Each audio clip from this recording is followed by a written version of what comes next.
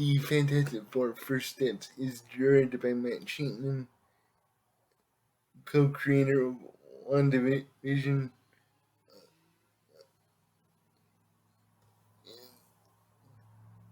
The script is written by Josh Freeman, Eric Pearson, Jeff Kaplan, and Ian Springer. It, it is the third reboot of the Fantastic Four film series based off the Marvel Comics team of the same name. It stars Pedro Pascal, Vanessa Kirby, Ebon Moss-Bachrach, and Joseph Quinn as the titular team alongside Garner, Natasha, Lyonne, Hauser, and Ralph Ineson.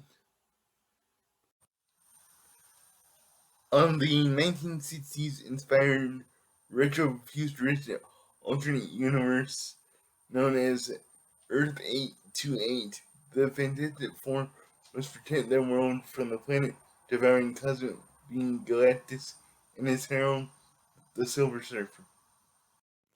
This is fittingly Marvel's fourth attempt to bring the Fantastic Four to the big screen.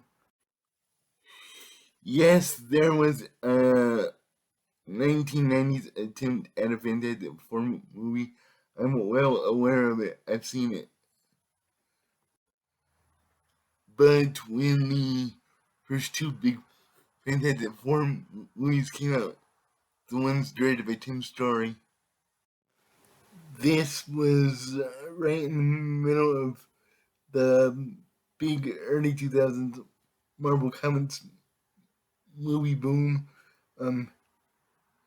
X-Men, Batman Begins, the same Raimi Spider-Man films, Daredevil 2003, Ben Affleck. In this resurgence of superhero cinema, the MCU hadn't quite begun yet, and we got another Fantastic Four movie in 2015, sometimes referred to it as Fanforstic due to the styling of the title of the poster.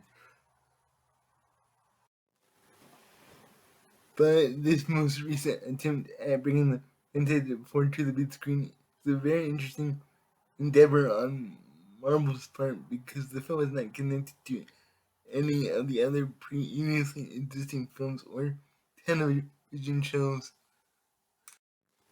It takes place on Earth 828 in a nod to Jack Kirby. It has nothing to do with the Avengers we know, and it doesn't require that knowledge of any of the previous stories to understand or enjoy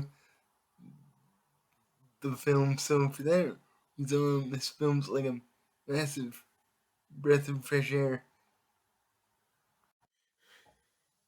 It doesn't feel like you had to do any homework to watch this movie, and the retro futuristic style, the very 1960s style that you might have seen in things like The Jetsons or The Incredibles, really makes this look different visually from pretty much every other MCU movie.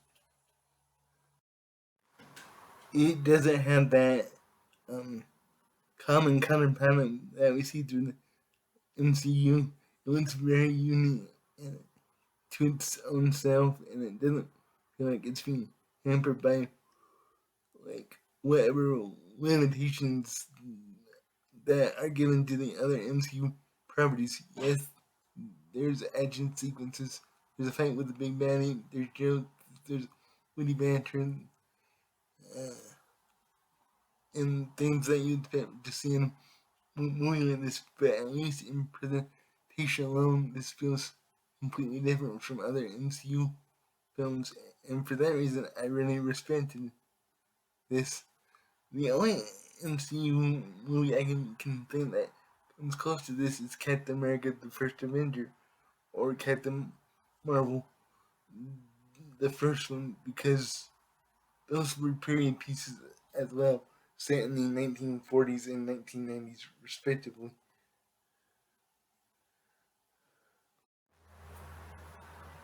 And yes, I just realized I called the 1990s a period piece. I need to go pop it in Illinois. Pedro Pascal as Reed Richards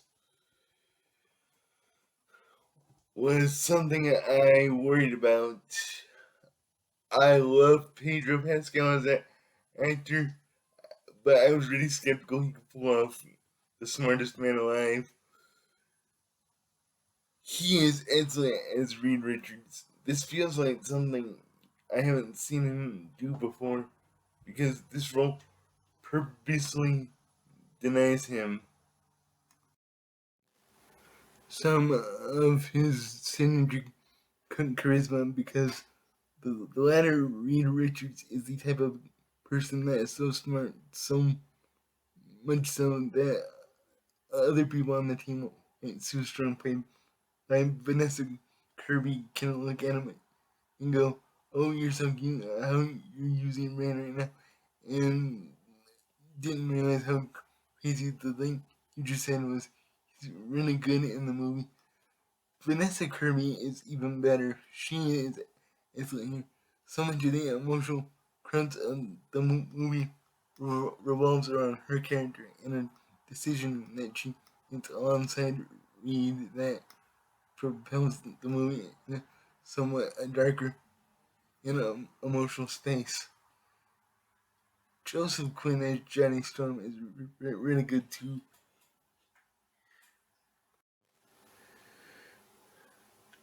He's just the right mix of kind of a jerk, but a lovable jerk, and somebody who actually has quite a bit of skill as well.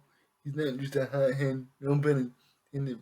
But Ebon Moss-Bachrach as Ben Grimm, aka The Thing, is probably my favorite character in the film. I think they got him really, really right, and I have a soft spot for Michael Chiklis' portrayal as Ben Grimm in The Thing in that practical costume in the original two films. But what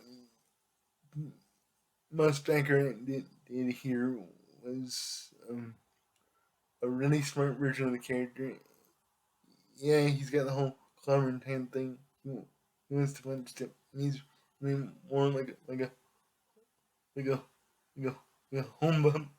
But anyway, he loves cooking and wants to be a chef. He loves kids and he's just really big, likable, big rock man. For that, for that reason, I thought they did a really good job here with that character. It's the family dynamic that works so well here. This film does go beyond your typical action scene. Like every other scene thing that the MCU films seem to be obsessed with Tata action, Tata action. And this film does really seem to spend a lot of quality time with these characters, building up their lives, the states that they're up against, this massive force that's coming towards the earth and makes it feel all really little and grounded by making it about family, Vin Diesel and Fast and Furious stuff. Uh, uh, Speaking of the threat, Galactus, this is easily a character that could be be super cheesy. They did a really good job capturing the scope and the scale and the grandeur of this gigantic being that's going to, like kind of flick the earth like a marble at the end of Men in Black. Uh, um, I think what they did with Galantis here is probably the best thing they could have done here. I mean, he's not a clown, so that makes me personally happy. Jordan Garner as Sharaval, Silver Surfer, the Silver Surfer of this universe. Also fantastic. The entire cast.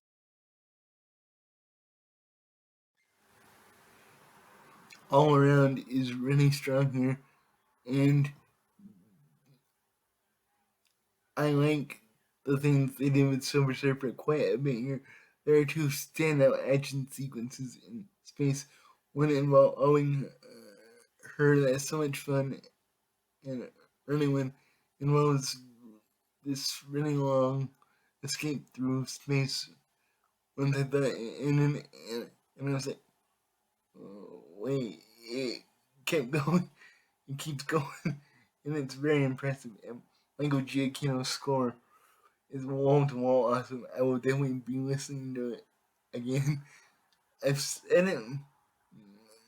I said this more than once in different across different reviews I've done. This man don't mess with the scores. That guy is the give that keeps on giving. I have loved his scores for as long as I can remember. He's the new John Williams. He is so talented, and the score here is feeling fantastic. I enjoyed this film enough, but I did have some issues with it. I do feel like it needs to be at least 15 minutes longer, 10, 15, 20 minutes max, to give the world and the characters some room to breathe. This film without credits is an hour and 44 minutes. With credits, an, it's an hour and 35 minutes. It needs room to breathe. Uh, um, the, those first 20 minutes are too quick, and the surfer is here in the story. That, that that's doubly a shame because I think they shot a lot of unused material based on the first teaser we ever saw. Um, so much of the first teaser in that movie is not in the movie itself. Um, uh, John Malkovich's character, Red Ghost, was completely cut. The editing really does a disservice to this movie, and also the way the um the way they're set up, it's set up like a like a TV show montage, and it doesn't work. It's not like a um, it's not like how they started Joker 2 with the um Looney Tunes cartoon parody. It's more like a newscast reel, and it's kind of disappointing. But anyway, I still enjoy this movie, and I'm going to give the Fantastic Four First Steps a B. But thank you guys as always for watching. If you have seen any of the Fantastic Four films, what are your favorite Fantastic Four films? And if you've seen this one, let me know what you thought about it below. Until the next video, I will see you all very soon. Preview.